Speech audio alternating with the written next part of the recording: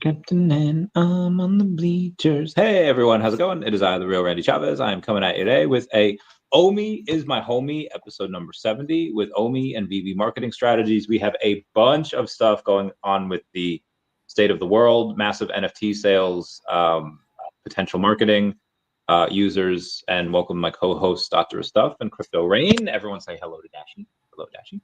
What's up, Dashi? Come to me, my gentlemen. How are y'all? Good. Doc, been having a little yeah, man. The okay. car. I'm doing okay with that. Yeah. I understand. Yeah, man. What's going on, Bill Gardner? Going on, Wes? I don't know if I've asked you, Doc. I think me and Rain have talked about it previously, but about ever getting into like politics. And the reason I ask is because like I feel like the very, very, very small chance of something happening like it is in Nepal right now, where like the finance minister's house was set on fire. I think his spouse died inside. They chased him they stripped him of his clothes, chased him into a river. Bad stuff has gone down. And I feel like when you're a politician, when you're that type of leader, that type of stuff is possible. Granted, generally in second, third world countries, but yeah, despite our problems here, in which we are not corrupt politicians in a country in which they want to go do that. So perspective. But that seems to be happening in Nepal. You have the French government that has had a vote of no confidence. There a lot of these articles saying the government's collapsed. Yeah, this happened yesterday. Is any of this going to affect our bags?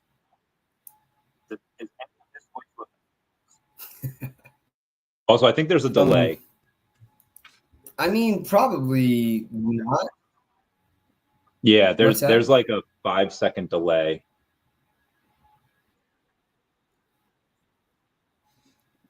Oh my gosh! Here, I'll come back on. Let me try something.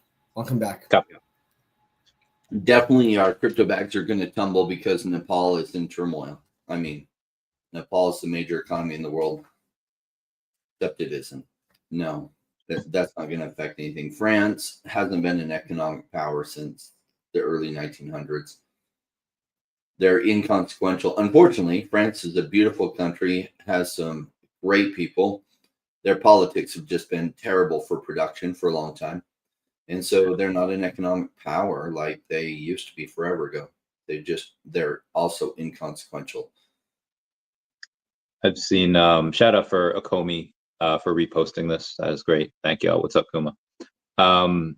As far as actual economic powers and economic peeps, you have the Trump telling the EU to put 100% tariffs on India because they were not playing ball, and now negotiations still happening.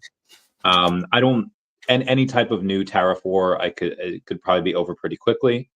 It seems that though, a lot of people have been saying, hey, September is usually a bad month for Bitcoin. And if you're going just by dates, it's actually been a net positive for Bitcoin, because Bitcoin at the start of this month on the 1st was 109, actually 108, and now we're 111.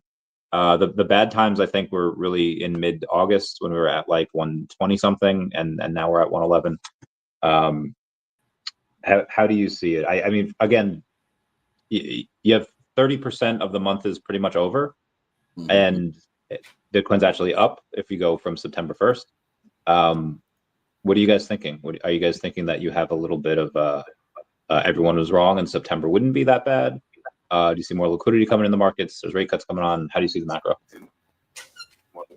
I don't know that a whole lot of fireworks going to happen in September. Maybe because nobody is expecting it. But generally, we'll probably play out closer to 2017, where a lot of the fireworks will come October, November, December. Now, if the Fed comes in and cuts rates by 0.5% or 50 basis points, then maybe we'll see some fireworks in September. It's only on the betting market, it's only 8% to 10% chance that that's going to happen. So it's not a high probability. He may not even raise or lower rates at all. But he should have been lowering rates for a while, and why they're not, it's weird. But we'll see what they end up doing. I don't expect September will be that hot, but I play the longer game. Like, what happens this month is less consequential than what happens in the next 6 months. What about you, Doc? How you seeing it? Yeah. Yeah, I agree with Rain. I think that September. Well, I think that September historically it's been bad, and when enough people believe that it's historically been bad, then they kind of act accordingly, which then becomes a self-fulfilling prophecy. So that's like I have no reason to think otherwise. I mean, like Rain said, there is now again if the Fed drops rates 50 basis points. That could turn onto risk on assets, right? And then you could see some money start flowing in earlier. But also October in general has historically been a very good month for crypto. And so if you get those two combined, I think maybe things start in September, but October could be very, very good for crypto. October, definitely. With my freaking car troubles, I don't want to sell any of my crypto. I just have to figure out something else, man, because these are not the times to be selling. Agreed. I think it was Standard Chartered. That was the latest company to predict a 50 basis point cut, which they're not the only one. I was trying to look for it. Who was the other one? My notes were not telling me, but I know they weren't the only one. They were at least the second, if not the third company that had predicted that. And I was like, okay, I will take that. Obviously, none of this is financial advice. None of this is guaranteed. This is just us reporting stuff. So there's we'll bring it back to VeVe for a second. Hey, everyone that's here. Y'all are my bays. VeVe Vet, Energy, Planet Vampire. We had Kuma up in here, Wes and Bill Gardner. You have my collectibles that have been, we're talking about the logo a bit before this. He's been really pushing the affiliate partners program, which that seems like, hey, if you do X, Y, and Z, like we have no problem paying you, but you have to produce this many new users. You have to produce this many users that do that. And that kind of goes in tandem with what Foster Hilt was saying last week, where he was on Informants podcast, and he had said that we don't really want to go in and pay influencers just to just kind of talk about the token. Again, he doesn't speak for VeVe, he just speaks for Komi. Are they what's the right move here? Is pushing the affiliates program, which it's a wild card. It could work swimmingly, or it could not work at all. Where we know that in the past, having actual influencers go in and pump it does work. What are your guys' thoughts on what VeVe and Komi should do? I'll say this. The way the current VeVe affiliate program is structured, look, I'm a VeVe affiliate. I don't even have the links in on my channel. Like it's so small. Like it's not worth it. It's not worth it. Like even if I was a bigger channel, like the incentives are not aligned for people to work, right? To really try to bring in new people. $10 for a new account. I'm sorry, that's nothing. However, if it was 1% of all money spent in the first 3 months, heck yeah, or 6 months, or something like that, then there'd be a huge incentive, right? And there'd be a huge incentive for people to continue to talk about it, not only to talk about it and bring people in, but to keep them in, right? And to talk about things like, but the way the incentives are aligned, like, well, they're misaligned, right? Like it's just, it's not meaningful, like honestly. And so if you were to get a big crypto influencer, and we know there are some massive influencers that we know, and he will not do it, of millions of followers and subscribers, they're not doing anything because they're just like, this is nothing. This is not, it's not worth it, right? For what they could bring to the table, it's just not there. And like, it kind of blows me away because it's like, okay, listen, and maybe the deal is, you get 1% of everything that they bring in through the VeVe website, right? So not the app, not through the Apple right. So they're saving all of this money by bringing people through the VeVe app or the web app. So then they're not having to pay that 30% fee, at least for now, like short term until November anyways. Right. But like, there's like, I just feel like there's so many ways that they could save so much money and bring in more money. And I don't know. I don't know why they don't do it. There's so many conversations that we've had on here of we've talked about airdrops and how that can create more liquidity in the market and all these things. They don't do them. I don't know. Like, so yeah, me, man. But like, listen, I mean, I like there's one point in time where I was the operations manager of this furniture store, right? And this guy had been in business for 30 years. And I come in, I'm like, I've been on 6 months, and he's freaking out about why this dining set won't sell. And it's like the nicest dining set we have, and he has it for this super cheap price, right? And I think I told that story before. Like, I mean, the people, it was too nice, and so people were questioning what the heck is going on. There's this psychology in the markets, and like in anything, right? Like I said this, like, and basically I said, you need to freaking triple the price of this thing. And like, instead of marking it at $6.99, and our price was like, our cost was like $350, and he was selling it for $7.99. And I'm like, mark it up to $19.99, but I mean, or mark it up to $29.99, and then but say it's on sale for $19.99. Yeah, those things flew off the shelf, right? This guy made an additional $1.4 million from the sales of this one table from that, right? And he was tripping out on me for this stuff. And I'm like, I'm so perplexed. Like, I know that we're not in the inner workings of things. There have been so many good ideas that we've come. I can't think of a single one, like, really that they've implemented where we're saying, here's how you could make more money and lose less money, right?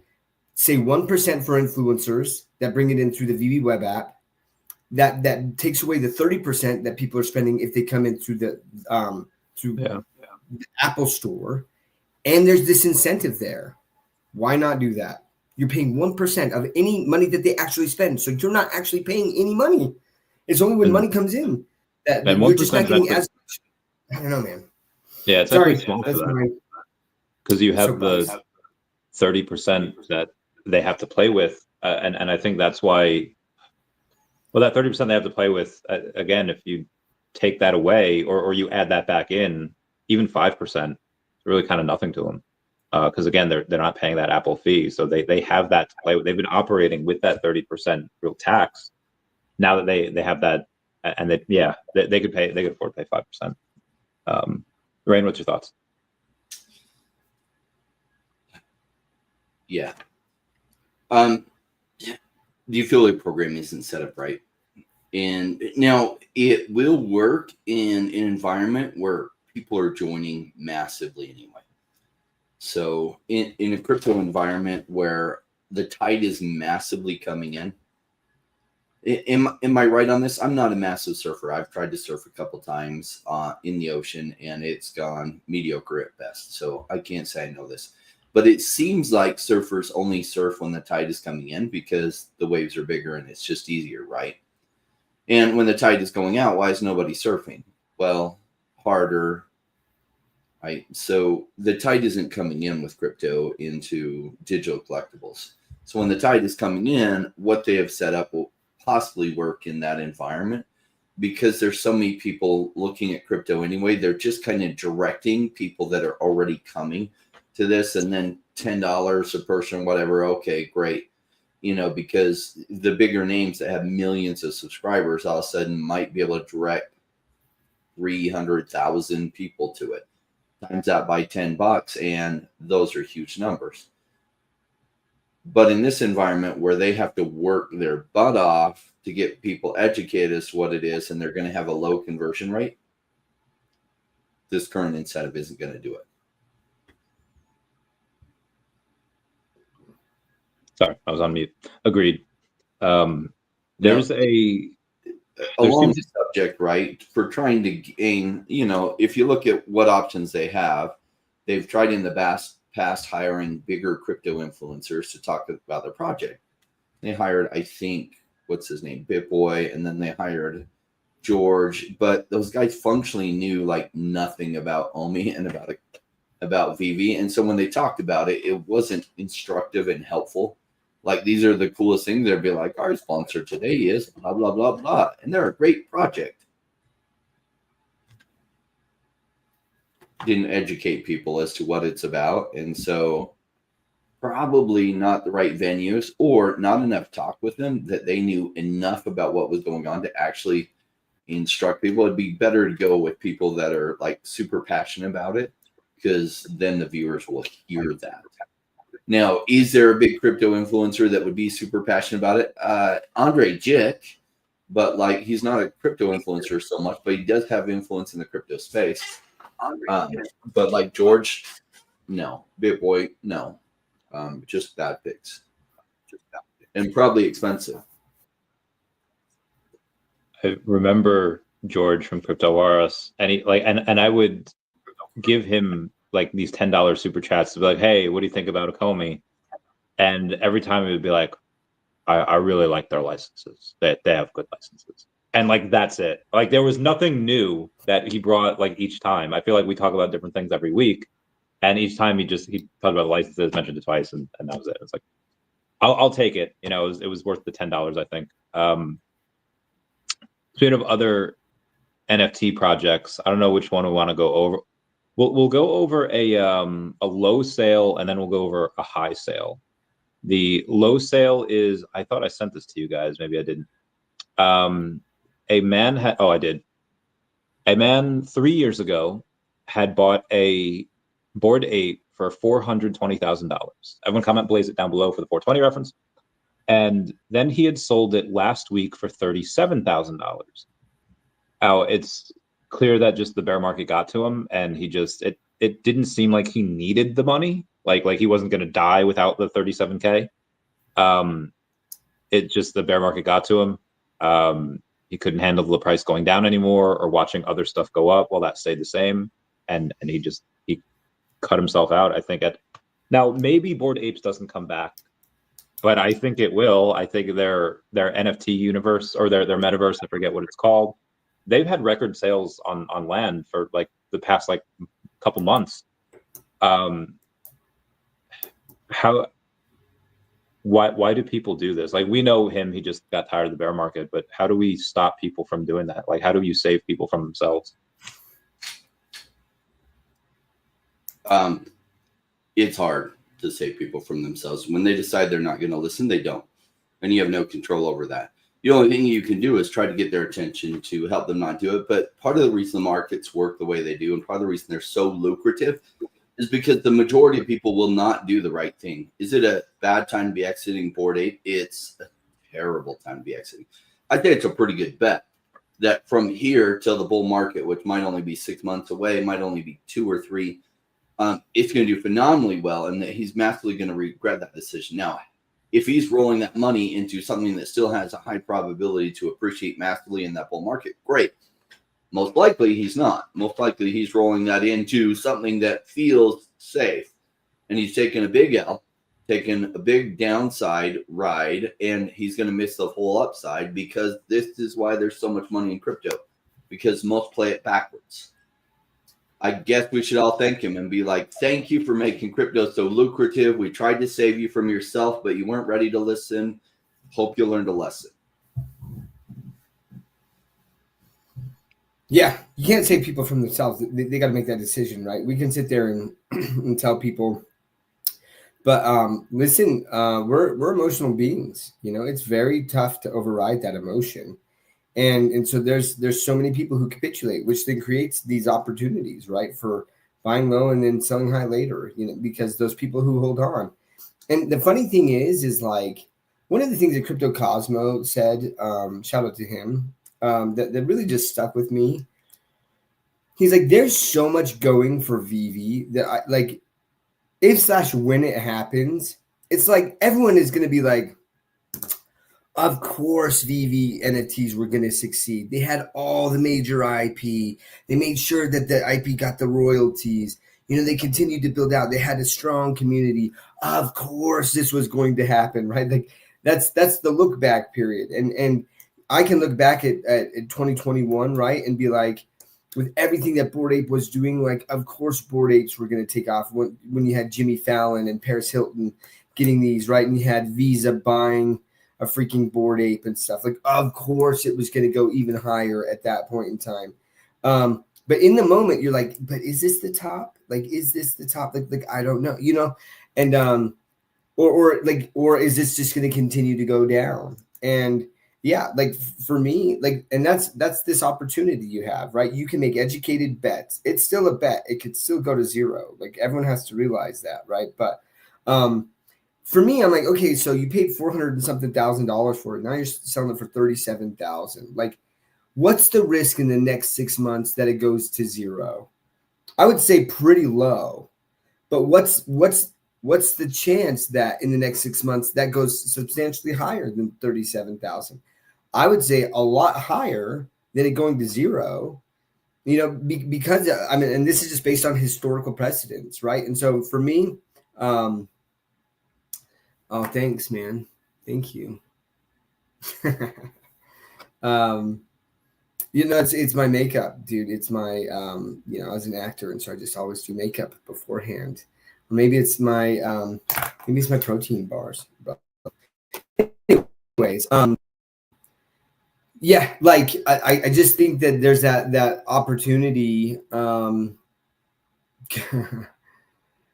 people just don't take advantage of, or they get so emotional, right, that they just can't send. And listen, there's been times where I've been pissed at the market. I'm like, are you freaking kidding me? This just continues to go down. But what I've also done is kind of set up guideposts where I'm like, hey, like, where I'll talk to Rain, or I'll talk to you, Rain, or talk to Crypto Cosmo, or like people who also are bullish, and be like, guys, you know, just talk to me. Like Wes said, right? Like, let's hear this moon boy talk, right? Like, sometimes we just need that other person to kind of like help us with our conviction, right? And just be like, hey, man, I still think this is happening, but like, it's just getting frustrating right now, right? But yeah, sometimes you capitulate, and sometimes that's the right move. I don't think that's the right move, especially like specifically for Bored Ape in this instance. We shall see. Agreed. And we'll get to the we'll go over the opposite end. You had an autoglyph sell last week for $400,000. I was like, okay. Now, granted, those are pretty rare. I think there's like 500 of those, something like that. But I feel like that just kind of shows you like what's coming. And then you have what piece of art? It was like a Da Vinci last week. It sold for well over $100 million. It was hundreds of millions of dollars. Jeremy Padawar had posted about it. And it just shows you that there are upper echelons of wealth that they don't care about something that's worth a couple thousand or even 400,000. They will only buy something. Like, there are rich people that buy houses specifically for their artwork. And even when they do that, I feel like most times, at least half the time, they hang fakes and they have the real ones in like storage places, and it's just bananas. And again, this is what some people do. And I don't think, or I think that there's a greater than 0% chance that some of the stuff on VeVe gets to in the six-figure level. And it could be something that has utility, or it could not be. Partner Statue doesn't have utility, hasn't had it since 2021 when you got like a year's worth of Disney Plus for it. But just because of how significant that is, that could do it. Secret rare, there's this one guy that has 16 secret rare Miles Moraleses. If he hoards those and other ones kind of do the same, and then you have the squeebs that's going for him, and you know, there's probably more than 240 people that want one and that have the means to get one. And this is us right now when ETH is at 4,300. I think I've seen people in the Pokemon world that come in from like World War II memorabilia, or they come in from sports cards. They don't give a hoot about Pokemon, but they come in, they buy the grails, and then they leave. And you'll see that in VeVe as well. You'll see people that are not part of the fam. They'll just come in, buy the grails, and that's it. I know it's crystal ball, but we were starting to see these numbers for stuff outside of VeVe. when do we think some of that trickles in? Do we have to? I mean, there's a difference between NFTs and digital collectibles a little bit because, again, it's slightly different narrative. But when do you think the money starts trickling into VeVe?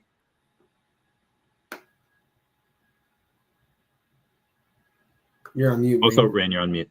Great question that I wish I had a magic crystal ball for, so I could time things exactly. That would be amazing. That crystal ball would have made me a multi-billionaire by now, because then I could know specifically when it's going to happen versus everything else. And I could roll my money perfectly from Bitcoin into whatever else, into whatever else, into whatever else. Without that magic crystal ball, I have to just look at it and be like, well, we have massive liquidity likely coming into crypto assets. Why? Most likely in the coming months, interest rates are going to come down. Interest rates coming down usually takes money out of bonds and puts them into the markets. So what they call risk-on assets, and crypto is a risk-on asset. So as Bitcoin's price goes higher, then these other altcoins become more attractive. Like you've seen a big run-up in ETH. 3 months ago, people were saying ETH is dead. And now like it had this massive run-up, and then everyone's a believer in ETH. Well, what else are people saying is dead? Well, Ecomi. They're saying Ecomi's dead, just like they were saying ETH is dead 3 months ago and it's functionally obsolete and blah, blah, blah. And then all of a sudden, oh, wait, just kidding. We believe in ETH again. Well, now is not the time to buy ETH. 3 months ago was the time to buy ETH. Now is the time to really look at good altcoins for when that narrative comes, because it's music to my ears when people say XYZ is dead. That usually means it's a good time to buy that thing. Now, I do take the time to research it and see, is it really dead, or is this just generally accepted because such and such person said it, which is exactly why markets go down. For a long time in the early 2000s, people thought Amazon was dead. Oh my gosh, they'll never survive. What that really means, Amazon was really cheap. And because it did survive, it went massively higher. So the way I've made great money in the crypto market is buying things that everyone once said was dead, but they had enough money to sustain until money came back into that narrative that they were in. And then they pumped tremendously well. And I think Ecomi's one of those. So yeah, you know, people still running around saying altcoins are dead, Ecomi's dead. They don't know what they're talking about. As for when it happens and when digital collectibles happen, I don't know. Like, probably after Bored Apes happens, probably the money will go into NFTs in general, and then people will say, oh my gosh, these other digital collectibles, all these major brand licenses, this is the most amazing thing, and then the money probably flows in there. But we'll see how it does play out. Doc, what are your thoughts? Yeah, like I'm with Rain on this, right? Like I don't know when it's going to happen, but probably kind of like what happened last cycle, in that you had Bored Apes ran up, and then you had what was it? NBA Top Shots ran up. You know, like some of these other projects really ran up, and then now, like, it was just this perfect timing. I mean, they announced Disney. What a massive partnership. And I think that along with like the Disney Plus thing, Disney marketed that, and it brought a lot of people. There is a good chunk of the VeVe fan that are still here today that were like, I came in because of the golden moments. Never even heard of NFTs before, right? So, you know, hopefully VeVe's got something like that in stock, like in store, and just like as things start to get bullish, and they can make this another major announcement with this massive partnership or something. And really bring a lot of eyes to that, and then people come in. But I do think that it's going to be like, it's going to be with that narrative, NFT narrative, and then maybe it does turn to digital collectibles. And I say that because the SEC, you know, like the crypto task force, Hester Peirce, talked about digital collectibles not being securities. So I wouldn't be surprised if people start calling their NFTs digital collectibles to a certain extent. You know, depending on what they are, or art, but one of those two categories, that it's either art or digital collectibles, so that it doesn't fit that, you know, security narrative. It's one of those exclusions, right? Agreed. So Wes brings up a point here that was brought up on my show yesterday, and I made a video about it last night, or at least this morning. You guys have seen The Big Short, right? Yep. Yeah, I read the book too. Really good. Nice. And that one scene where Michael Bradbury, I think that's his name, Christian Bale, he goes in and he talks to, I think, Goldman, wherever he had the swaps. Credit default swaps? Yeah, wherever he had that at, he calls them, and they call him back after like a week of like the market's like just ripping down to the bottom. But the CDOs that he had were worth the same. And it's like, this is not right. Like what they represent is just in the absolute shitter. And then he says the line, "Oh, so now that you guys have sold your shares and have a short position elsewhere, now you're ready to go in and rate them accurately." That's what you're saying. And they're like, "Oh, like clearly that's what they were doing." So the video, I think it's like 15 minutes. It's about how Jesse.base.eth and the guy SHA256, whatever, the guy that lists on Coinbase, every time that Foster or a Comey is like a reply guy to them, they get by far the most impressions. It's clear like they see it, and they haven't yet reached out. They haven't yet interacted with it. And my guess is one of three reasons. Either they just missed it, which is very unlikely. Maybe they're being paid to not talk about it, is possible, but I think it's clear that they would think, well, okay, we have a lot more money than anyone else can like give us, and we could just make more money by betting on it and then talking about it. So my other idea is that they want to just secure their bags first, and when Foster started like being a reply guy to them, it was like 6 hours before we had that massive 140% pump back in late August. And I just can't help but think that it's them just saying like, okay, let's just buy as much as we can, wait for our network to do that, and then we go in and talk about it. I mean, unless I don't think they know anything that we don't. I think definitely between the three of us, we know more than anyone on the outside looking in. What are your guys' thoughts on my theory? Is it crazy, my tinfoil hat, or am I right on the money? Could be like major sources. Like look at Fidelity, right? And what was the guy over JP Morgan? That's like Jamie Dimon. Anybody who works for me that buys, this might have been Fidelity that said this, that buys crypto or buys to trade crypto is going to get fired and stuff. What are they doing in the meantime? They're finding ways to load their books up with crypto. So JP Morgan does this, Fidelity does this. Do other people do this? Probably, right? They want to get all their boats in line and everything in order before they then use their power to talk about it. And we've seen that over and over again. So is that what these guys are doing? Possibly. That big run up could have been them moving some money into it. If people take a deep look at a OMI and VeVe, like a deep look, I don't know how they come to the conclusion, oh my gosh, yeah, this is probably going to be a big deal. Yeah, I don't know if I highly doubt they're getting paid to not talk about the token. I love the conspiracy theories, Randy. That's great. It is perplexing though, right? Like why they don't respond to that. I guess I haven't seen. Have they responded to anyone? Any of the other people reply guys? Yes. Yeah, and the people that they respond to have like a fraction of the impressions that Foster and Comey do. So like they're actively choosing to avoid interaction. That is sus. Yeah, I mean, it could be that they're stacking before they talk about it.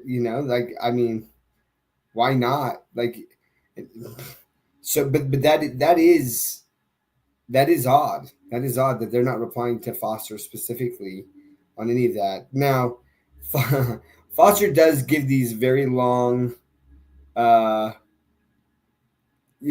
responses. Where I'm assuming most of the other reply guys, right? It's just like, oh, check out this token, or like maybe it's like one or two sentences, and Foster writes like one or two books in his response. Maybe that's it. Like I don't know, man. I don't know, but that is sus. I agree. So we'll see what happens at some point. I do think that volume that we have had and Mark says, yeah, they're stacking the volume we had. I do think is them. I do think it's the base peeps because you have Sui that like they promote toilet dust, which there's a doctor behind it, and there's like I think people that really want to do well behind it, and but essentially it still is a meme coin now, and they as far as their actual projects on Sui that have IP is that DeLorean, which we have that license as well, Back to the Future, but DeLorean and DMC, they spent a lot of money helping to pump that token, or at least market it, because it's legit. It's a business that'll bring in revenue. It has that IP, and they're doing that because there's really not much else on Sui, and there probably is, and I'm just not. They're not big enough for me to know. But there's not a ton of legit companies that are building on Sui that are doing that. And on base, it's not like we were like the 800th company to go on there. We were one of the first like dozen companies to go on there. You're the 16th token. And outside of that, we have all of these brands. And I feel like every single political cycle on every election year, wherever some celebrity comes out or scientist, whoever comes out for a certain politician, you have that people's crowds. They're like, oh, look who just came out for us, because you want as many competent and likable and relatable people in your camp than anyone. And what better way to build your brand than to have hundreds of other brands that people know and love building on. So again, doesn't make sense. I agree with Mark. I think they're stacking. Genesis Foster's done a great job. Let's move on here. I was just on a space before with Darcy Donovan and Star Dogs. She has a NFT project coming out, or Darcy Donovan, in case you don't know her, is a actress, musician, crypto queen, metaverse island creator. It's called Income Island. So she has this metaverse that she's created. And her new NFT project, Star Dogs, is releasing, where depending on which ones you can get like your name in the credits of her new movies. You can get speaking roles, you can get like a director's credit. And these are really cool. Do you think that VeVe could do something like that in the future with the gold logo or the Akomi logo, where I'm not saying you get into movies or anything, but any big celebrity that they might have that comes on, maybe you get the chance to have like a meet and greet with them, an AMA with them. I mean, it's speculated that they might get Johnny Depp at some point at their booth or at where, it's speculated that we might be able to see him at a party. If they could do this each time, for each celebrity that they bring on, could VeVe do this? Is that too much to ask? Because I mean, they're not really making any money on that when they do it. I mean, when the sales happen, but that's the beauty of NFTs in digital collectibles, is that you can gate things, right? Oh, do you have this NFT? And because they make money every time things change hands, like it's a beautiful setup to really be able to incentivize things, like have an NFT that if you have it, you get access to XYZ, the booth where we have all the celebrities or whatever, right? Yeah, listen, I mean, I do think that VeVe could make a lot more money off of it, or at least earn more funds to put towards the utility for the collectible. And something like this, like a gated event with big celebrities, then all of a sudden, and if that gets out, right, like, hey, like you get this collectible and you're going to be at this party with Johnny Depp, and there's only 500 of these collectibles, or whatever it is. Like, I mean, people would pay $10,000 literally just to see him, right? Like, regardless of getting the NFT. So if that was the access point, I could see people doing that. And so, and that's where there could be some churn there, where people are just like, oh, sweet. And then they're like, oh, like I don't need this NFT anymore. I'm just going to sell it or whatever. Like, not knowing initially, that maybe another party or something's going to happen. But like, I think of like the what is it with the 33 Club or something like that with Disney? What about it? Isn't there like some like diner club Club 33? Or Club 33. You pay. How much is the membership for that? It's technically secret, but I think it's $33K just for that. And then there's expenses that you have to pay each year. And what you get for it is the opportunity to buy more stuff. You get really cool stuff too, but it's just to buy more stuff. Well, buy more stuff, but then also to say that you have it, right? And then also the chance of the networking of the people that you're going to meet when you go dine there, right? And that's what I think that, you know, if VeVe becomes a household name, like, I mean, that VeVe NFT could be selling the house to be the only one to meet. Bro, I am in. Sydney Sweeney, she might be my new crush, man. Like I just love how she's just like pushed back against all the haters with her ad, you know, her ads, and everyone's just like, oh, you know, her being all seductive in these clothes, like, and she's just like, yeah, like, yeah, and like, you know, just like not giving in to the woke mob. So she's become a new favorite of mine because of that. But I still think my Hollywood crush is still Jennifer Lawrence, man. I love J-Law. I love J-Law too. She's so cute. But the new crush. I feel like Sydney Sweeney's been around for like 3 to 5 years. You know, like you just discovered her, or you just started paying attention? No, like, listen, looks are one thing, but like who they are as a person and kind of like that matters to me. You know, like there's so many people that are there and they're fake and like, yeah, they can be gorgeous, but like they're rotten inside. You know what I mean? And that's one of the reasons I just love J-Law. Like, you see any of her interviews and she is so quirky and so funny and down to earth and real and not arrogant, you know, any of that. And she's a phenomenal actress, man. I'm telling you that I can't remember if it was the first or second movie that she was in with what's his, like, Mockingjay. I'm trying to remember. Oh, Hunger Games. Yeah, the Hunger Games, but like I can't remember what the movie's called. But anyways, she's lying on the table and like it like zooms in on her face as she figures. I think it's the second movie, or I don't know. Anyways, but bro, the emotion that she is able to like evoke, like as it's panning out, it's just this like surprise and then anger. Like, I was just like, without even saying a word, that's probably one of the most amazing acting scenes that I think I've ever seen. And from that point on, I was like, I'm in love with J-Law, dude. She's just like, she's incredible. And then when you combine that with all the interviews, I'm just like, she's got the whole package, man. She's got the whole package. And so Sydney Sweeney, very attractive. But now as I'm seeing her kind of this personality, and she's just like, she just owns like her beauty, and but doesn't come off as arrogant about it, right? But then also kind of pushes up against the woke mob, and it's just not taking that. Love that, man. Love that. So new for me.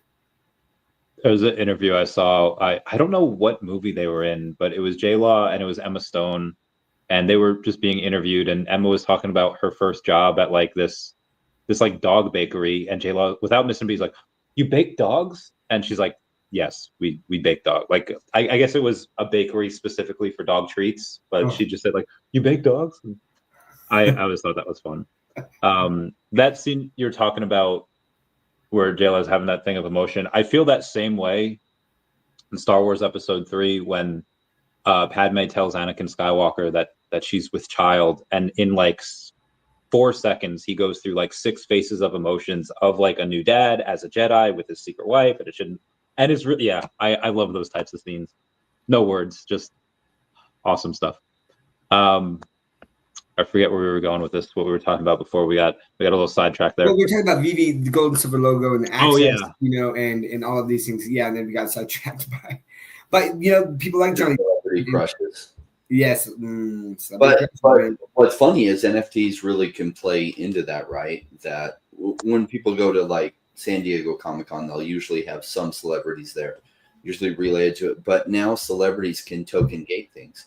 Hey, you really like me? I'm Justin Bieber. If you come to my concert and you have my NFT, you can get backstage or after party access. And because they can make money every time these change hands, that'll probably be a thing in the future. So that people will buy and sell them, that this backstage access pass will, for say all of 2027, all his concerts, like they might make money selling it, but then every time it changes hands too. And so that might become a thing that they might sell it for $50,000 a piece, and they might go up from there. And then they might become a collector's item. So it'll be fun to see what NFTs do with celebrities And, Sydney Sweeney can get access to you through your, NFT that you put out. She can come visit you, to your backstage pass or your after party. That's right. That's right, baby. To the OMI after party where we have a release of our exclusive, Doc, Rain, and Randy NFTs. Agreed. So there's I'm sorry, guys. Yeah. So I got to go for 1 second, but I'll leave you with this question: the JavaScript hack. Are we safe? It affected Ledger. Apparently, could have affected all blockchains. Do we start over? Do we throw the whole blockchain away, or are we safe now? Let me know. Definitely throw all the blockchain away. That'd be great. Yep, we gotta abandon ship. Everything's in danger. I saw this tweet. I haven't verified it, but they basically were like, the hacker. They were able to. It was like they were able to steal approximately $64 and this NFT from this low liquidity pool or something like that. However, it costs millions and millions of dollars in all of these, IT security, cybersecurity teams, making sure that they were patching everything up, and so yeah, it was pretty funny. But this is terrifying, man. It's crazy the weaknesses that you can be exploited there and be open to it. But my understanding was even with the JavaScript hack, you still had to sign. You still had to sign something, right? And that's why it's so careful to make sure that you it's so important that you really understand what you're signing. And if you don't know, maybe pause for a second and say, what exactly is happening? If something is out of the ordinary, you're just wait, I've never seen this before, to pause and say, maybe I don't hit accept yet until I really verify what's going on there, because it's not worth it. It's not worth it. One of my buddies got hacked that way, where he went to this website and what happened is the Twitter account was hacked, went to the actual Twitter account, and then went to the link on the Twitter account, right? Thinking that was the official link. They were doing everything that they should be doing, and link their MetaMask, right? And then it was sign this transaction, and he was like, wait, what? But he's like, okay. So then he signed it, and then it was oh, sign up for BNB chain, and that's when he was like, oh my gosh. So then he disconnected, but by then the hacker, luckily the transaction he had signed only approved one token, and it wasn't access to all of the tokens on ETH, but he lost $8,000 from that. You know what I mean? Yeah, it's, man, these freaking hackers, it's awful what's out there. So we got to be careful, but I think we're fine. I think that they've looked into this, and several accounts that I've seen that are verified accounts are saying that that we're good to go. Huzzah! Glad, very glad. Appreciate that. Okay, we got a couple of peeps here. Shout out to everyone that's in the chats here talking about Taco Tuesday. Frank Kozik, we loved him. ARM ADA. I don't even Armada, but there's a play on Cardano. I'm guessing it's Cardano token. I don't know Armada. Sydney Sweeney does have nice jeans. She does. It's a good time. Yeah, this is wild. Everyone was worried yesterday, but now apparently we're all good. That sounds. I've gotten so many of those because Coinbase was hacked, right? And so almost daily, yeah, almost every single day. And in fact, actually, one of my friends, her boyfriend, it was the craziest thing. And I don't know if he told me the whole story, but he got a call or he got a text while he was at work, and he was kind of busy, and he saw this text, and it was like, "Hey, did you authorize this transaction? If not, call the number." And he kind of just panicked. He's like, "Oh my gosh, I gotta." So he stepped aside and just called the number, and he was in this emotional state. And what they try to do is when you're in this emotional state, they're like, you have to do this immediately. The hacker could have access to you, and they play on that emotion and basically rushing you through things without you thinking. Long story short, he did, and they drained everything off of Coinbase, everything. He didn't tell me how much was on there, but he was sick to his stomach, and he was like, I'm never buying crypto again. Yeah. Scary times. Lots of ways people don't buy crypto. They buy something and it's a rug pull. Maybe it happens to them twice or something like that. But Dr. Profit had a post yesterday saying like, Privy and Stacker is not affected. Funds are Seifu. I was like, yeah, get him, Dr. Profit. Let's go. Speaking of Dr. Profit and Stacker, the awards were sent out for week 1 leaderboard winners. I think there were it was over 2 million OMI that was burned just in the top 10.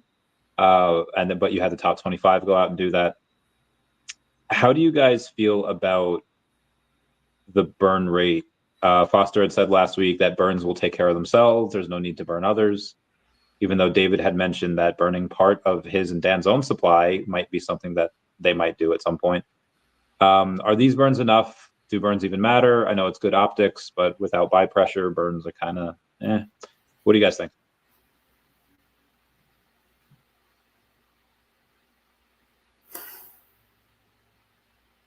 I mean, I like the burns, and it's been fun to see people get excited about the burns, you know. But I again, part of like the burns are going to matter more when the narrative hits and when people are coming in, because then it's like it's adding fuel to the fire. I guess they're just like, oh, it's all these people are coming in and they're starting to buy this, and they're buying it on Stacker. The token, like more and more of the tokens getting burned. But then ironically, you know, as the token price goes up, then the amount of tokens that get burned drops. But it still is like the narrative of it's deflationary and there's less of it, you know, and all these people are coming in. So like I like it, and I think that this kind of does excite some people. We are seeing some burns, and I love like there's some real excitement around this first go around that they had with, and I think they're going to test different ways to incentivize people, right, to interact with Stacker and to interact with the token and things. And so like I love the ingenuity there, and yeah, pumped to see how things are going. Repeat the question for me. Stacker burns, they've burned. O'Malley was asking how much the top guy spend. The top guy had burned almost 600,000 OMI. In order to do that, probably had to spend 18-20K, give or take. What did he buy from that? I don't know. I didn't track it.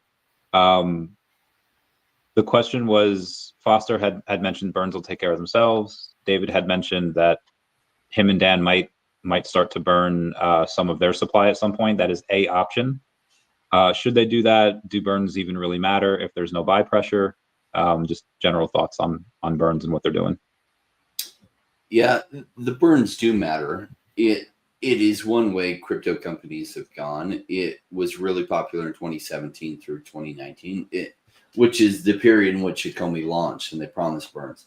And some people really grab onto that. Charles Hoskins makes a very strong case why burns aren't necessarily the bad way to go, because that takes away money that could be going to the developers to use to invest in the business to make things, the underlying business, better. But they did promise that. They have found ways to deliver on it, and they're a decent thing, right? Because it does diminish supply over time, and that supply becomes more and more and more scarce. And the truth is, VeVe has plenty of funds through other mechanisms that they continue to fund themselves. And so I think as digital collectibles become a really big thing, VeVe is going to have tons of money, and that the burn is going to be great for those of us who hold OMI. That it will cause a bigger supply crunch in the future because people want to hold it because it's getting burned. And it does create a narrative that people can understand. Oh, buy OMI because over time, more and more of it will get burned, and it will become even more scarce. So should Dan and Dave burn their OMI? I don't know what to tell them. Like, would I? Well, I'm not a founder of a company like that. I wouldn't want to run VeVe myself. So I don't know what they should do. Like, I would say no. The selfish part of me would say hell yes, because I own a bunch of OMI, and it's like, yes, burn your OMI. But like, trying to be fair to them, I don't know that I advise them to. I'm gonna jump in here though. For me, if I was a co-founder, I would look and say, what if we burned half of our supply? What do we think that would do to the price of the token? do we think that would like over time? If we're founders, yeah. If we were the founders, if I was Dan and David, right, Dan or David, right, and I was having this conversation and saying, if we burned half our tokens, what would that do to the price? It would be a math thing for me, and say, you know, if by burning the tokens, I can more than double the price, you know, like, and so there would be a timing of when I would do it too. I'm not going to freaking do it right now. I don't think that like, maybe there'd be some short-term hype, but like, because there's not a lot of attention on the token, I don't think that it would do a lot. But if during the narrative they did that, right, and then everyone's talking about, oh my gosh, you know, like a third of the supply just got burned, or like, you know, the founders burned like a substantial amount of their tokens and stuff like that, there's less sell pressure, then the price could go up substantially, and they could sell into that. So, but yeah, I'm not them, but that is definitely a conversation that I would have and say, like, does this make sense? And what could that do for me and for the whole community financially? And maybe that would benefit it. So there's I have two thoughts on this. There is one thought. There's a company called Meme Linked.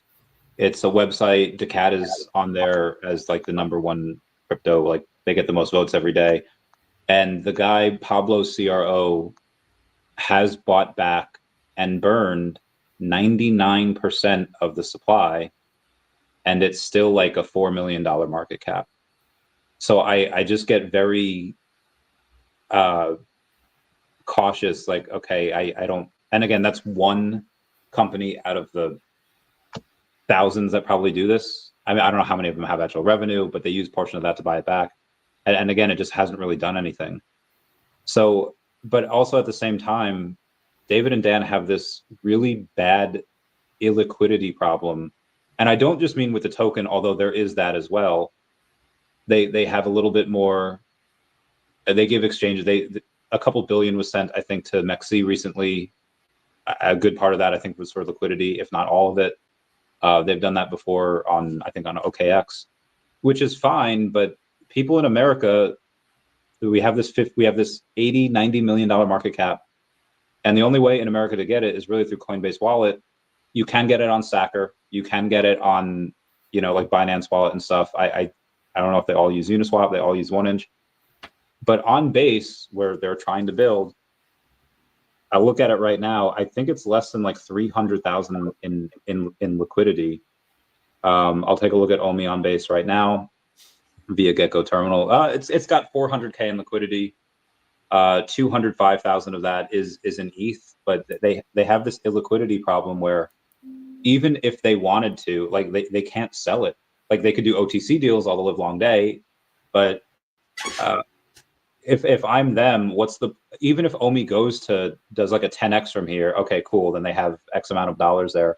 There's no way for them to sell it without destroying the liquidity there. There's just not enough buyers. So I would have no problem if I were them burning a couple billion, but I would make events out of it. What VeVe, I think, has failed to do a lot of times is marketing. And the marketing, and we've had, and I've told David a few of these ideas. I don't know if they're on the back burner or anything, but one of them would be like, hey, let's make an event. Like even outside of their OMI, there's like 15 billion in the business development wallet. And you have Banker. Somebody just messaged me here, and I know I'm going off on tangents here. Apologize about that. I have a guy named Frenchie, says the most goated dev team in the space continues to give wins to early supporters in every way possible, all without making promises. Over $600,000 US dollars in AVNT is given to Banker Club members. And it's like, okay, we have this, we were awarded for holding OMI. We have that Akomi logo. But they have all of this OMI that they're giving out as liquidity. Would some of that be better used instead of burning to going out and giving it to the people? And I mean, you have the addresses over on Stacker. You could just do it on Base if you wanted to, which I think their OMI, the founders, is on GoChain still, which is bananas to me. If they wanted to go on Base, like if they want, like they made a post before, been like, hey, do you know that 16% of our supply is on Base? okay, you could have another 60 billion go on base if you wanted to, and they just haven't done. So I feel like I'm getting mixed signals for it there. If I'm going to burn some of my stuff, I'm going to make it events, and I'm going to be like, hey, if you burn, we'll match, and whoever does like the biggest burn some of their OMI, they'll get, you know, their name in the VeVe-verse with a statue forever, or they'll go in and they'll be part of, like, we have our own products coming out, Phygital stuff. I don't know if they are or not, but I would make one for this to accelerate these burns. And again, they're not really losing anything because they can't sell it anyway. I feel like I just went on for several minutes and I threw a lot at you. I don't know your guys' thoughts on that.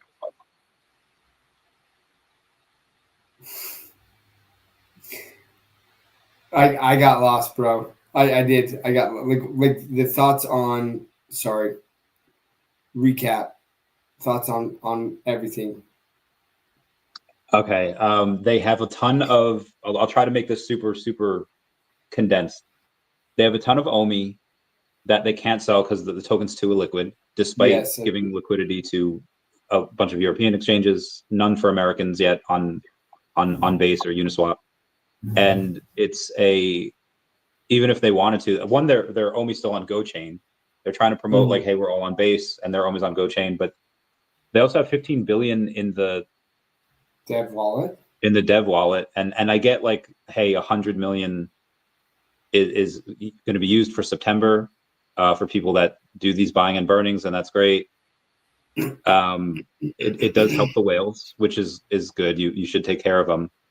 But again, what Banker's been doing, they've just been airdropping some other crypto to their Banker members, and I don't. Is there any regulation against them doing that to people that hold OMI? No, no. So, and that's one of the things that we've talked about, right? When we talk about all these different ideas, we've talked about, I mean, like even O'Malley brought this in, or JL did, talking about why not do a partnership? I mean, you know, with the Pepe community and do like a limited edition Pepe collectible, right? And then, like, you know, the majority of the proceeds, or the initial proceeds, maybe the initial proceeds go to VeVe, but then, you know, Pepe gets a portion of the secondary sales. Like, it merges these communities together, and by doing so, you know, maybe the people who get the secret rare Pepe will get airdropped some Pepe. Like these are the types of things that like really invigorate the Web3 space, and you see that with Pudgy Penguin, right? And you saw that Bored Ape did that with the airdrops and stuff. Like airdrops, like, it's a different space in Web3. And I know that they're trying to get Web2, but like, honestly, they're missing out on a lot of money from Web3 when they don't do these type of things that Web3 is doing. And I don't know why. Yeah. I really don't, right? Even if it's airdrops with the IP that they already have, or partnering with some of these major, why can't they do a Pudgy Penguin, like, you know, collectible, like collab or something like that? Like, reach out and say, hey, like, how can we work with you guys? We have some of the biggest IP in the world. Not only that, but all these people who we're going to be bringing in that love Disney and stuff, they're going to see Pudgy Penguins for the first time. You know what I mean? Like, man, I don't know. I don't know why. And maybe it's happening in the background, but honestly, I don't think so. I think that David Yu is focused on real world IP or Web2 IP, and like, he's done a great job with it. Don't get me wrong, but I think they could be making so much more money right now, even when things really haven't ramped up, and it would bring a lot more attention to that to them in this space if they did something like this. Huge opportunity for them to do all kinds of partnerships. We recently saw Off the Grid did one with Bored Ape, where they had two like Bored Apes, and probably recently, it was like 5 months ago. Why not do some deals with major IPs, right? That then makes that IP money with their IP, so they're going to be happy to do it. It then makes more of the crypto space aware of VeVe. Like, they're missing a huge opportunity here, because the truth is, David and Dan aren't super crypto people. They don't really know the crypto space. They don't even know YouTube and Twitter influencers very well, related to talking about their own programs. So they're just not crypto people. I really was excited when they had a co-CEO that did know crypto super well. That's no longer the case again. So I do hope somebody is telling them, like somebody that has some major influence with them, you're missing a major opportunity here to get people in the crypto space already aware of what VeVe is doing by these kinds of partnerships. I mean, your idea, what you're doing with some of the meme coins and creating comic books, it was genius, Randy, like genius.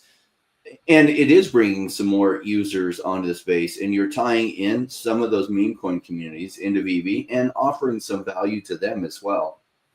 What if they did big things like that with major IP, like major brands, like Bored Ape Yacht Club, you know, Pudgy Penguins?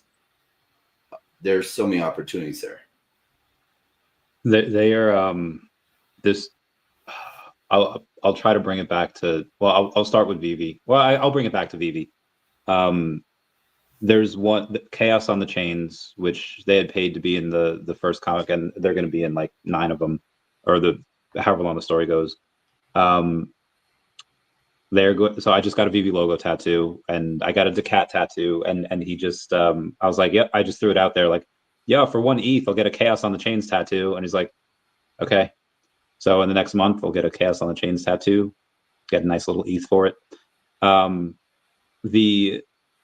posted mine and Tammy's logo tattoos on X and on Facebook, and on X it was pretty well received, and even on Facebook it was pretty well received too. But like 30% of the reacts were like laugh reacts, and everyone's like, "This is the dumbest idea ever."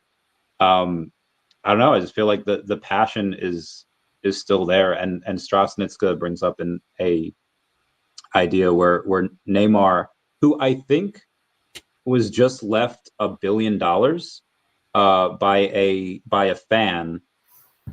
Yeah, it was a Brazilian businessman left his entire fortune, valued at over $1 billion, to Neymar in his will, and it's it's wild. I saw this, I was like, no freaking way, and it happened. So he's got tattoos of Spider-Man, Batman, and Dragon Ball Z, and yeah, if we could just somehow reach out to people like this, be like, hey, look what we have.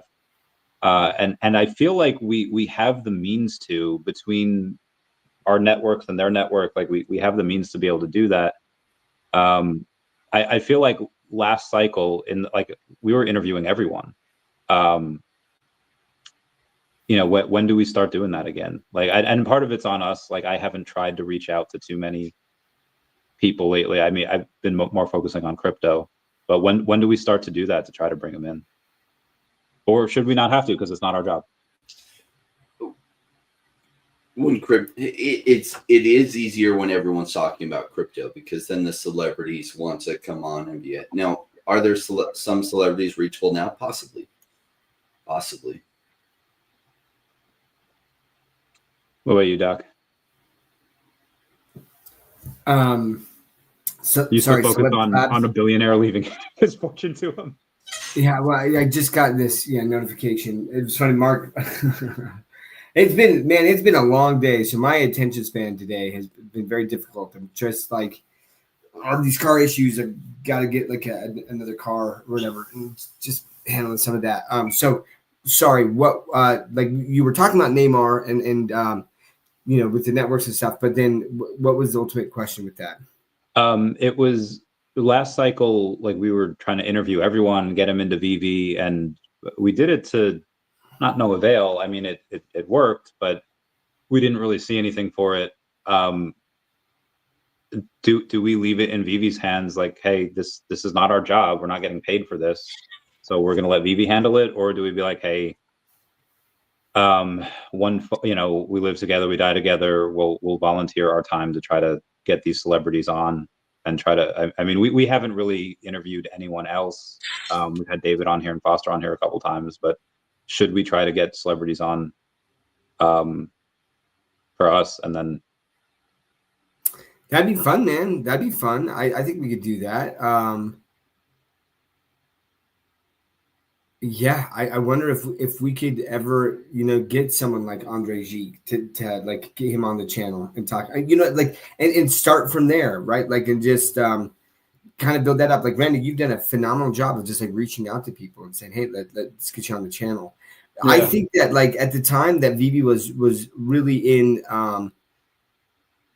the spotlight, like with the exception of Rain, like none of us had channels really, or the channels were a lot smaller, like compared to like what you have now, Randy, where but I saw like professional NBA players in those VeVe spaces and the Twitter spaces, right? Like, I mean, Rudy Gobert like was one of them that I recognized there, but Fred Durst, like we even had Tom Bilyeu talking about VeVe NFTs, and he was talking about the Vaultaholics and like what they were building and stuff like that, and how amazing that was, right? Like, and in fact, I think Taps interviewed Tom Bilyeu. Did he interview Tom Bilyeu? He did, yeah. Yeah, that's what I'm talking about. Like, so I think that opportunity, like if /win VeVe enters the spotlight again, we'll have that. And especially you and Rain with your bigger channels might be able to track some of that. But it would be awesome to have it on OMI and My Homie and talk about this, talk about NFTs and just like the space in general and their thoughts on that and how did they get into it and all of these things. Like it would be so fun to get that on. And that would bring more attention to VeVe. And so listen, it could be like I'm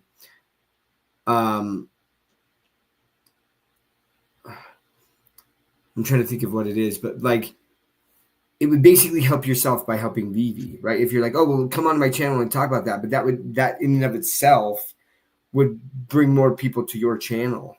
You know what I mean? And like expand your subscribership or your followers and things like that while talking about something that you love, especially if VeVe's in the spotlight. And so I think we'd be able to leverage that, and it would be beneficial for VeVe and for the channel. So we should definitely have conversations about that. And another thing that we want to do, right? Like we talked to Shay over at Candy. We need to get Shay on the channel, right? Like we talk about VeVe a lot, and I love like OMI's My Homie, but like we do talk about other projects. I think it'd be awesome to get the founders of Cornucopias on here. I freaking love that project. Yeah, I can line that up. They'd join us. Yeah, we could even get freaking the CEO of genomes.io. That's one of the ones that I'm really bullish on still, and like what he's building. I mean, we should probably start doing that, right? Like we do. I love like talking about VeVe, and we could talk to them about VeVe, yeah. And listen, I think Cornucopia is, how cool would it be if it's like, hey, let's get you in touch with David, and honestly do a drop on VeVe and have some of those VeVe NFTs be skins in their freaking game. Like they can make that happen. Why couldn't they make that happen? They could. Yeah, absolutely. So what? Yeah, they could make a skin in the game, but they couldn't associate it with your VeVe wallet necessarily. Why? I think that's a conversation that they could have. It's an API just to say, do you have this token? And then VeVe comes back and says, yes, you like this, like, I mean, kind of like with Stacker, you connect Stacker and then Stackers can see everything that you have, right? Sure. Like, and I mean, it's pretty easy. And they're integrating the Web3 stuff. So I can list my NFT on Stacker and it's the APIs that talk to each other and then things happen on VeVe's end. So there just need to be an API to say, hey, does this account that they've signed in with have this NFT? If so, then they have access to this skin, Yeah, Big A is saying, don't they have that with the Epico game? I think that they do. Yeah, I think they do. I think the Cornucopias is going to be much bigger than Epico. Like I think the Cornucopias is a AAA game. Like it's phenomenal. It's phenomenal. So anyways, we're going to have to talk more about this, guys, as you brought that up, Randy, because I think that would be kind of the start of like this channel itself, OMI's My Homie, and talking about OMI and VeVe's and stuff like that. But like getting these people on it and having all three of us with our different backgrounds, being able to talk to these people and ask different questions. And then maybe we can just kind of ramp it up and then reach out to bigger and bigger projects and get that on. And I think that will bring a lot of attention to VeVe, and also the subscribership here would grow. Yeah. So the Cornucopias, I want to be able to play with a Randy VeVe skin or a Dr. Stuff VeVe skin and play Cornucopias and run around my land in mine. That'd be amazing. I think that they're I got to look at that, Rain. But I think that the land grab is coming up like super soon. It's supposed to be coming up soon. Yeah. If I had a Dr. Stuff skin that I could play with, I would be doing flips and stuff because he's a gymnast, and I would just be like, that would actually be my emo, right? We'd just be doing freaking backflips or something. That'd be sick, man. Bro, I'd put you in booty shorts, and I'd be Yeah, Awesome. and then you'd record a video clip of who does the coolest gymnastic move with his NFT, and then he'll give you like 100 OMI. That'd be dope. That'd be amazing. Yeah, we got to talk about that because that'd be fun. There is so for VeVe there's this whole like pandemic out there called like AI psychosis, and it happens to a lot of people that just are either very lonely or are in this they don't get out a lot and they talk to ChatGPT a lot, and one of the ways to combat that is if, again, it happens to more adults than anything because kids are going to school, they're interacting with people. Should VeVe or the community strive to do more events? Like we meet up at official events, and that's great, but that's kind of few and far between. Should we all strive to do something like once per quarter or once per month, depending on where you are? I know the people in Arizona, they meet like all the time. They meet like every week. Should we all try to do something like that in our corner of the globe? Yes. Everybody come on over. Every 2 weeks.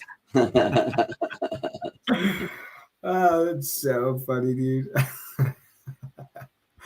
And great hats, dude. I have so many hats. I have so many hats. It's crazy. I only wear a few on here, but I think I have probably upwards of 20 hats. Wow. 25 hats. Damn. Yeah, I got a lot of hats. I should get more. With this great head of hair, I don't wear hats. I have to show it off. Yeah, you own that. Work that up, dude. Who says that? What's that from? I have no idea. I feel like Work it. Randy. Yeah, hold on. I'm gonna look that up. Work that. Okay. Up. Well, you look that up. We on September 5th and 6th, Roblox has had a developers day, and VeVe wasn't mentioned. So about a month and a half ago, they had this whole big article saying like, hey, we're going to have people that have licenses of all these things. Instead of doing what Fortnite does and dealing with the licenses themselves, they're going to have people that have these licenses come in as creators, create their own worlds. VeVe wasn't mentioned there. VeVe was not mentioned on Roblox Developers Day. I hate to be the one to pop that bubble. I do not believe that VeVe has Roblox. However, I'm going to say that if we X that out, there's Minecraft and there's Fortnite. Like we have another Fortnite skin that's coming on, the Samurai Darth Vader. Is this good or bad news? Is this something that you think that still might happen, or is it something that, all right, let's bring on Minecraft, let's bring on Fortnite, let's bring on something else that's pretty dope? Is the Samurai Darth Vader, is that from a Fortnite skin? Yes. Yeah. Interesting. It looks so freaking sick. I'm not gonna lie.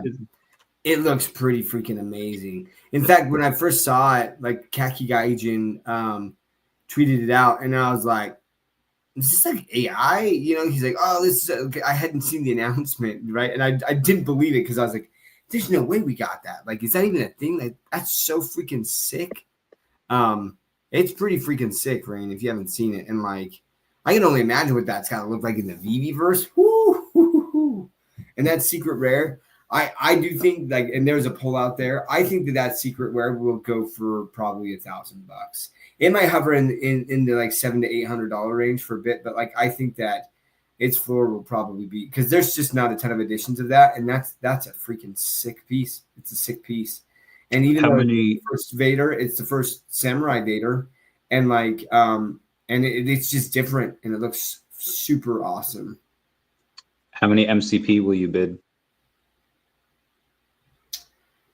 Well, I don't think that it's gonna, like, there's enough like, well, I guess my question is, it's blind box is what I thought. Right? You're right. It is. Yeah. Damn. Yeah. I would have bid. I probably would have bid a healthy amount if it wasn't blind box. Honestly, yeah. That's one of the ones that I would have gone for. I haven't really bid for any of these other pieces with MCP. I did that originally.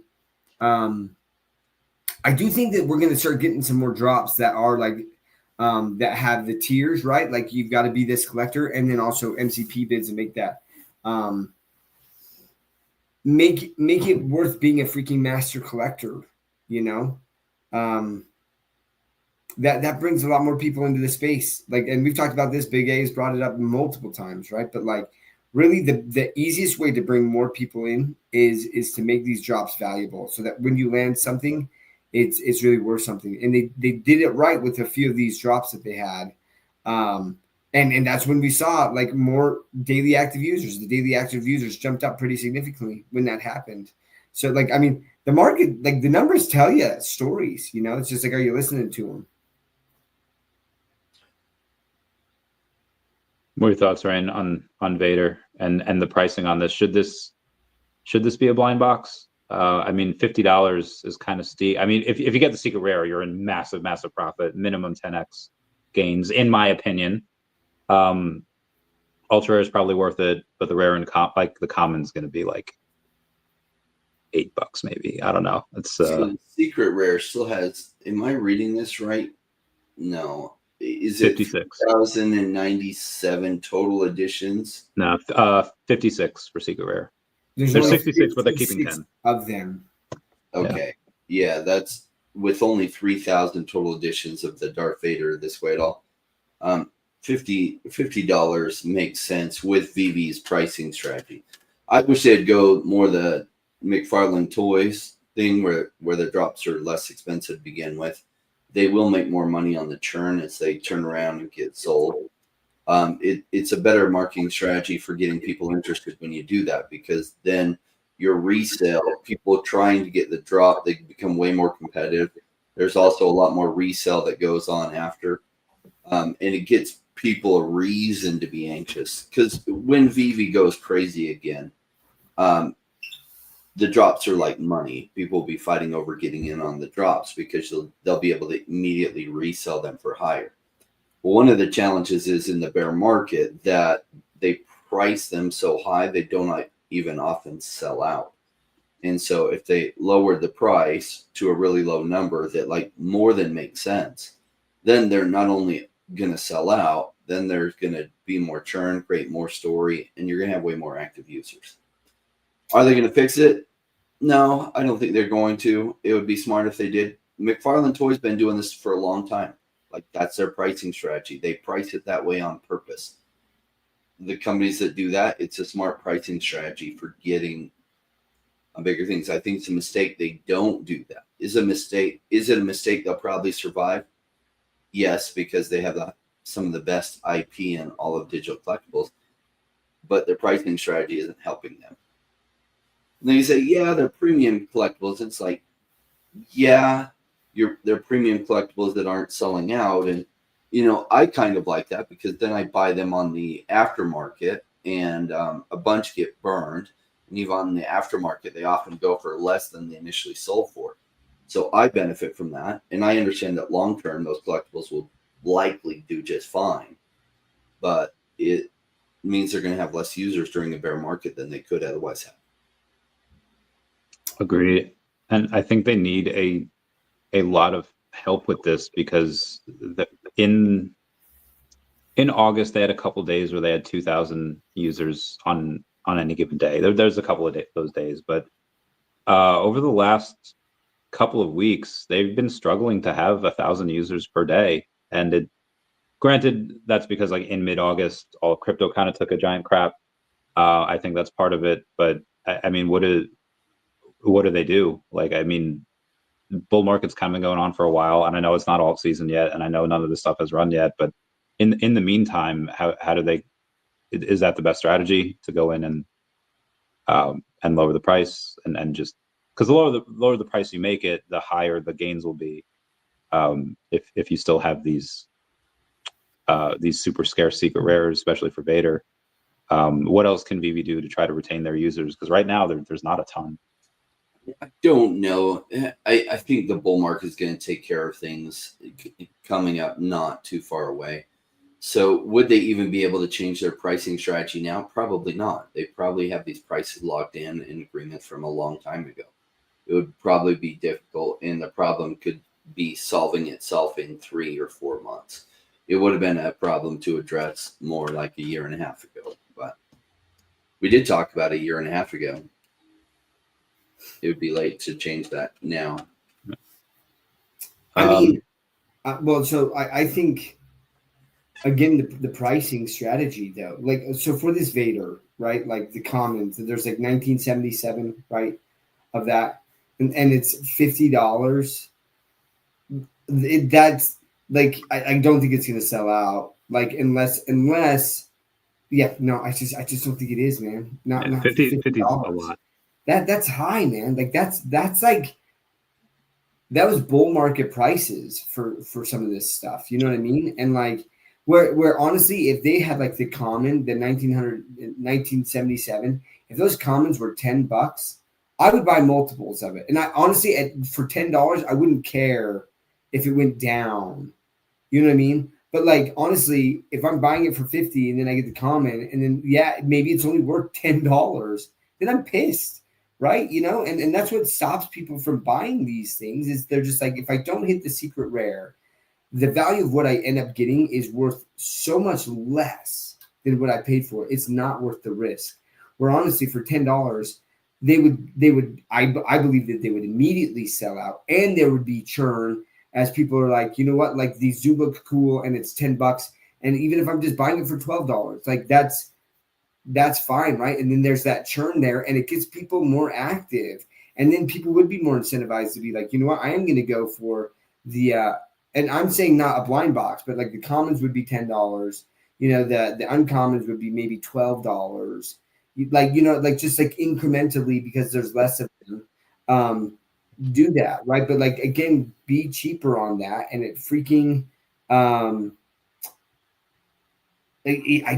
people would sit there and say, you know, for $10, I absolutely love this collectible. Even if it went down to $5, most people aren't going to sell because they're like, it was only $10 and it looks cool. And I think that's the thing there, is like, yeah, like it would be interesting for them to do at least a test case on a really cool IP.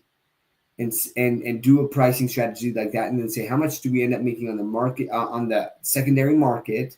How much does the IP make on the secondary market, right? And then show them that report, because they're going to look at this drop and it's not going to sell out. And the only things that are going to churn are going to be the secret rares, which those would have churned anyways, you know? And then like, these things are probably going to go for $10 or less on the secondary market, the commons and the uncommons and stuff anyways. And so like, there wouldn't be much of a change in that, but this time they would sell out of everything. I don't know. I think the issue is that and again, it's not going to sell, but let's say in this example, it does. Price of $50, that's $147,000 versus if it was $10, then it's less than 30,000. And again, but I you're don't not think going to sell out at 150,000. I agree, but even if they do half, they're still making double the amount that they would than if they just sold it for 10. So I agree with the lower price point. They're not going to get more users. They're not going to get more users. Yeah. And the churn on the secondary market is going to be less, and then people are more pissed. So what's the end game here, right? To just extract as much value out of your customers as possible, or to get your customers excited, coming back and buying more. So like, that's very short-term thinking here. Yes, you might make more in the short term, but you're losing customers over and over and over again as people get burned out, because they're like, you know what? I just spent $500. I didn't get a secret rare anything. And now my commons, because I just got all 10 commons, they're worth $7 each. I'm out. Yeah. Whereas if it's like, listen, I still spent $500 on, you know, but like I got 10 commons, which I'm super stoked on. And I had a shot at the secret rare or something, you know what I mean? Like, so again, like, what's the end game here? And for me, the end game is to get more users, and to do that, you have to have a strategy in which people feel like they're getting value, and most people are not going to hit that 56 edition secret rare, and so they're taking an L right off the bat. And how many times can you do that before people just check out?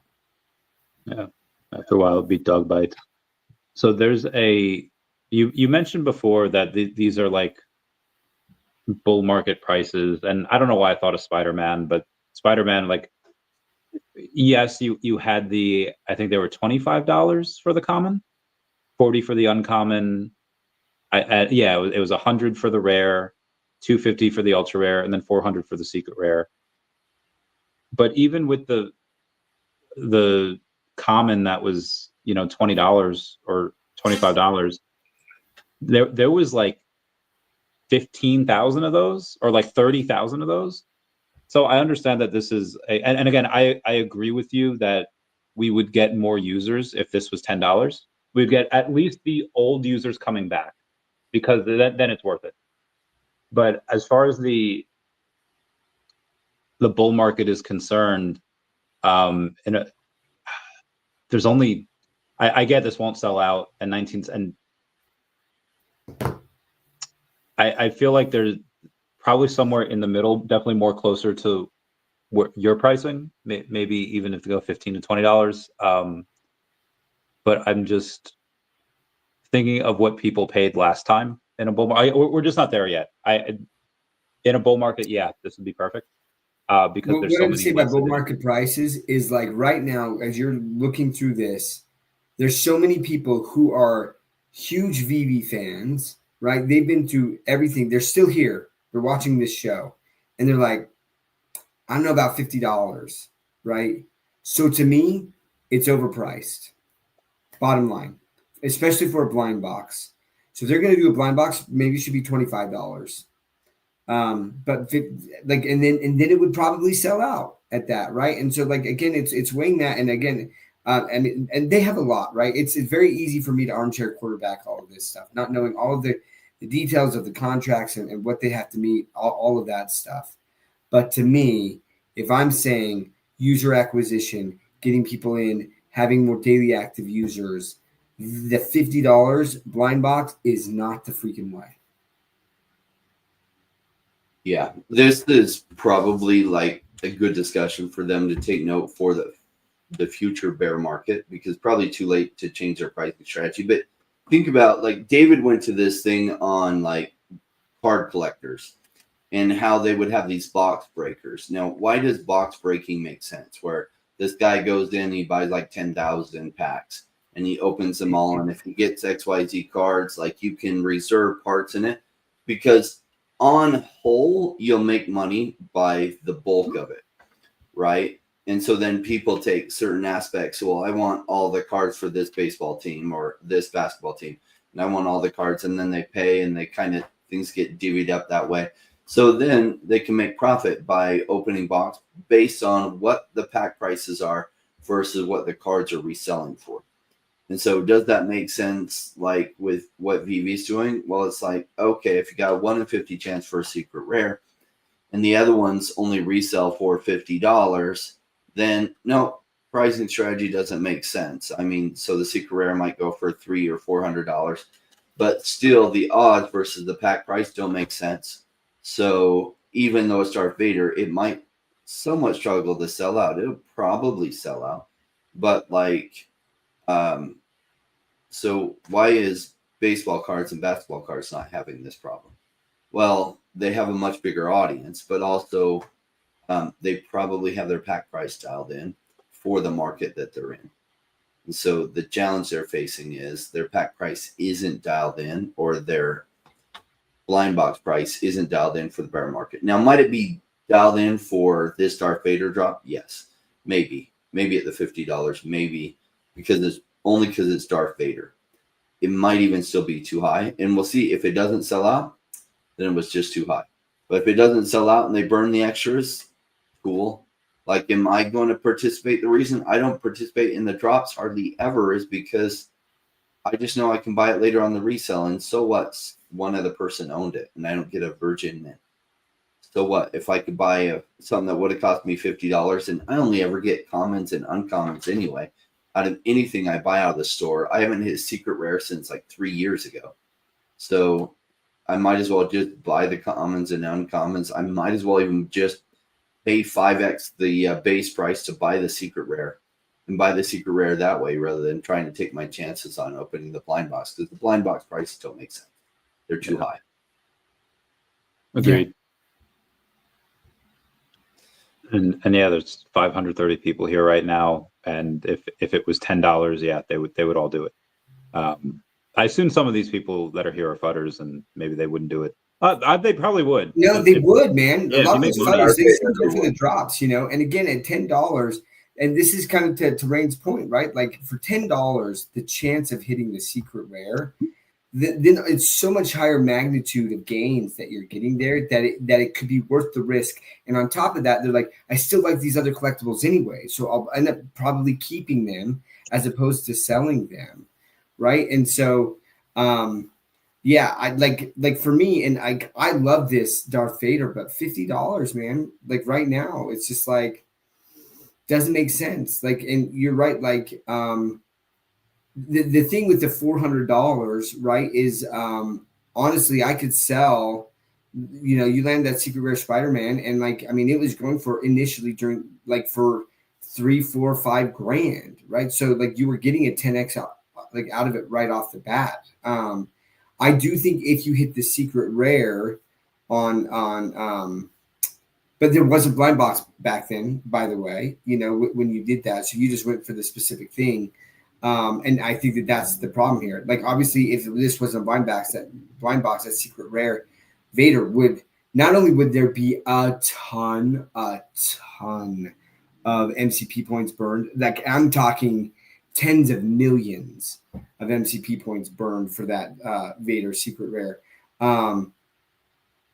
Yeah. Anyways, like this is just my opinion. I would be very happy if I was wrong and VeVe was able to sell out, but I highly, highly doubt that they're going to sell this out with the number of editions and the price. Even though these things look phenomenal, you're going to have the whales that are, probably just going to mint it until they hit the freaking secret red so they can have it. But I don't think it's going to happen. So I think we have a little bit of alpha from Vicente. I guess he was on Informant's podcast, and he had said that if Stacker allowed ETH to be used directly to purchase VeVe collectibles, then OMI would still be burned in the background. What are your guys' thoughts on that? Wait, say it again. So according to Vicente, the community manager for Stacker, right, if Stacker allowed Ethereum to be used directly to purchase VeVe collectibles, then OMI would still be burned in the background. I mean, OMI, you kind of take a little bit of OMI's utility away, but you go in and you burn OMI. I don't know. What do you guys think? You for it? You against it? I'm for it. Listen, if some people are like, I don't want to lose the money exchanging my ETH to OMI, but and I can buy it for OMI, I think you're gonna get. Listen, the more liquidity in the market, the more prices go up. Yeah. So ironically, even if they weren't using OMI, I think that people, if they could use their ETH or something and they could still buy that, there would be more liquidity in the market, and then which would be more demand, and then prices on the collectibles would go up. People would make more money, and OMI would still be burned in the background. So I love it. I'm 100% for it. Same. Rain, what about you? Gentlemen, I got to run. Okay. Time it is. It's gone by too fast because you guys are too fun. I love it. Go get that bread, Rain. Definitely have some more people on. Let's have Cornucopias and then some other and Randy. We're counting on you to line up Johnny Depp so he can talk about his new comic. That'd be great. I mean, I had already. I maybe I should, but I already I'm giving up a logo for that, and I don't know if I was gonna just have it on mine because again I was giving up a logo. We'll talk. We'll see if we can work something out. All right. Anyway, Rain, thank you so much for being here. We love you so much. We will catch you later. You're the man, Rain. Take it easy. Man. So one of the last, we're pretty much done here anyway, but there's a gal named Zara Dar that had, and we don't really do this for money anyway. We just do this for the fact that it's fun. These things should be talked about, and it helps our network. It helps, and it's fun. Sure. But Zara Dar said that she publishes STEM videos on YouTube, and she started also posting her videos on Pornhub as well. And again, it's the same videos, STEM videos, but she makes a lot more money on the revenue generated from the hub than she does on YouTube. Question: do we start uploading OMI is my homie videos to the hub? I'm out. If you do that, I'm not showing up. Okay, I'll start it with I can't promote that stuff. I'm sorry. Like, that's okay. Not on that. But I get it. I get the financial incentives. That is very interesting. I'm assuming the girl is attractive, and so that you just got these people. Oh my gosh! Oh my gosh! That is. I'm speechless. I'm speechless with that, bro. Mark, you were too good. You're too quick. That's crazy. Yeah, I forgot that was on the agenda, bro. I was actually gonna be like, oh, I'm gonna go grab something to eat while you and Rain talk about that because I'm out, man. That's just not me. So I mean, I would say it's just a better way to market, but yeah, we'll. Mark, dude. I love Mark so much. I think he's in New York. He might. I know he's going to Vegas. I don't know if he's going to New York. So amazing. Anyway, like I said, that was probably I think the last thing that we have. Oh yeah, alts have been oversold for quite a long time. Actually, this is the most oversold that it's been since the pandemic. Okay. The bear market and then tariffs.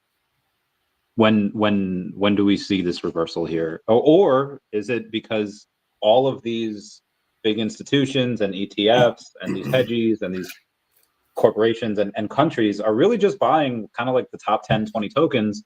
Do we see an alt season? Like they're really just buying the big stuff. Do we see that money flood into micro caps the same way it did in the past? Or has it passed?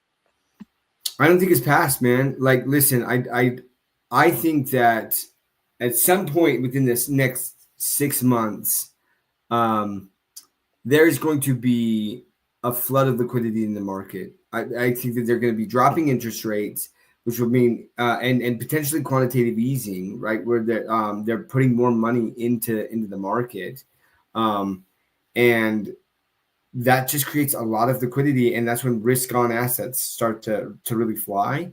Listen, we've got these ETH treasury companies. I just listened. It was pretty amazing. I'll tell you what, like, I've been listening to the Bankless podcast for years now, probably like 40, since I started in crypto 4 or 5 years ago. And they're ETH bulls, right? They're ETH maxis, really, like the two guys that kind of lead this podcast and stuff. And so, like, they're always like, when the Bitcoin or ETH debate, they're like, all right, like, I'm like, yeah, all right, but like, you're ETH maxis, so I kind of discount a lot of what you say. But they had this guy on there that worked for BlackRock, and helped them build out the BUIDL fund, the tokenization, like, of this money market fund, basically. And he retired from BlackRock and now has come on, and he's working with this ETH treasury company where they are buying, like, their goal is to buy like 5% of like the ETH, of all ETH, 5% of it. Like, that's like their goal, right? And you got some other treasury companies that are also doing this, but he lays out the case as to why ETH. And basically, and this is coming from the guy who worked at BlackRock and is like, we believe that ETH, with the security that the blockchain provides, like, and the more that people that build on it, the bigger the security is. Like, it's so crazy that he's just like, this is where I believe that the large majority of the tokenization of real world assets is going to be. And on top of that, there's going to be all of these services and companies built on this.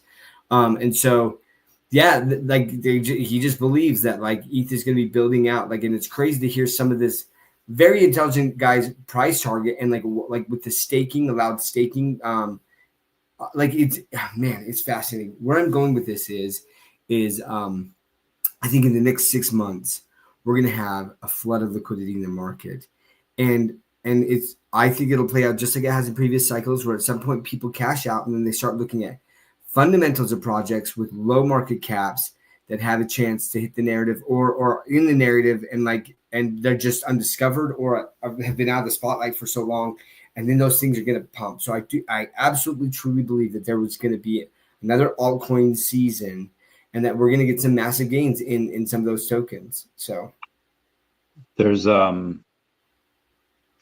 people that don't know, getting 5% of ETH is about $26 billion. That is a big project that people are, if they want 5%, that's what they got to do, which is bananas to me. Anyway, speaking of undervalued stuff, we'll get to DEVVE in a second. There was a announcement via, and Altcoin Daily covered it today, that NASDAQ wants, that they had applied to make, one, put all of their trades on the blockchain. They were going to tokenize all their trades, and two, to have it like 24/7. And if they're going to do that, and I mean, we don't know. I thought that we were going to have like for DEVVE, because that seems like that what they're doing is they're going to have all that stuff on the blockchain. They have an exchange partner. I was convinced it was like London Exchange. I didn't think it was American, and it still might not be, right? Like, we don't know, but I was thinking London Exchange, Beijing Exchange. But the stuff that NASDAQ is purporting or wanting to do seems to fit exactly with what DEVVE is doing, and that's a $40 million market cap. And if that's it, that's the partnership, I think 100x is too small, because 100x just gets to 4 billion. But if DEVVE is partnered with NASDAQ or an exchange like NASDAQ, and what they are doing for them is tokenizing their trading engine stock, like, yeah, this jumps to like multi-billion-dollar market cap, like, so quickly. Like, I can't even emphasize that enough. So freaking quickly. Yeah. Yeah. It would be crazy if it is, right? Like, because like DEVVE is still relatively unknown, but like, I mean, I've talked with Tom before, and he's an extremely intelligent person, and I like what they're building is extremely impressive. And again, look, the sharding that they're able to do, and the privacy and the compliance, like, all of these things are so important, and you just can't get that on ETH. You just can't get that on ETH, honestly. Yeah, man, it would be insane. I've got a decent bag. I mean, yeah, full disclosure, right? I've got a decent bag of DEVVE. Thinking about like 30,000 tokens or something like that, which is decent. It's not crazy, but man, that would be nice. That'd be nice. And honestly, like 100x going to 4 billion is I think pretty small. Like, that type of thing could be tens of billions, if not hundreds of billions of dollars market cap. So $40 billion market cap would be 1,000x. I think that's definitely fair. Anyway, yeah, DEVVE as well. They had, and this is what's wild, and I think I mentioned this last week. daCat had a larger market cap than DEVVE did for like a hot minute, like a day, one day last week, and it's just, daCat is pre-revenue. There's nothing coming in yet. DEVVE makes hundreds of thousands per month, and it's just, these things are so wonky, and it doesn't make sense. And I just, bro, like, once people start to wake up and be like, okay, DEVVE stupid undervalued, I think one of those is, and again, DEVVE is my biggest bag, so full transparency there. And you have a little bit of that too, right? Yeah, I've got DEVVE. Yeah, I've got a bag of DEVVE. Not nowhere near the bag that you've got, but yeah, like, man, I'll tell you what. I am ready. When we talked about capitulation, I'm not capitulating. I will never capitulate. It'll go to zero before I sell. It's either like going to crush it, or some of my portfolio is going to crush it, or it's going to go to zero. So I'm not going to capitulate. But like, am I ready?